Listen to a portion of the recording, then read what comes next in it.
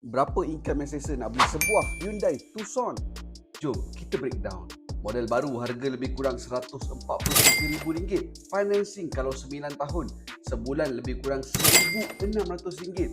Untuk gaji yang selesa, income bersih kena ada RM9,700 dan ke atas. Baru tak semput, ada satu cara lagi untuk dapatkan kereta ni secara percuma. Watson tengah buat the biggest year-end giveaway. Hadiahnya sebuah Hyundai Tucson. Untuk korang yang memang selalu shopping dekat Watson, ada chance lah untuk menang kereta baru ni. Kenalah jadi Watson Club members dulu. Spend minimum RM50 dekat Watson Store ataupun online. Restock barang keperluan dekat Watson macam biasa pun dah dikira layak. Lepas tu submit penyertaan dekat link Watson. Kalau tengok balik memang tiap bulan saya beli barang kat Watson.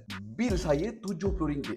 Bil wife pula RM700. Layak sangat dah untuk join ni. Kita restock barang keperluan awal sikit bulan ni. Biasanya saya akan beli gel rambut, deodorant, shampoo, ubat gigi dan juga bedak. Wife pula akan beli barang-barang yang eksklusif. Memang ada dekat Watson je. Tengok barang yang kita beli ni total dah almost RM100. So technically memang layak untuk masuk giveaway Hyundai Tucson. Untuk kawan-kawan yang nak menang kereta tanpa bayar financing 9 tahun, jom shopping kat Watson, minimum RM50. Simpan resit tu dan submit dekat link bio watson.my. Nak beli secara online boleh ataupun nak walk in pun boleh juga. Saya dengan wife dah join dah.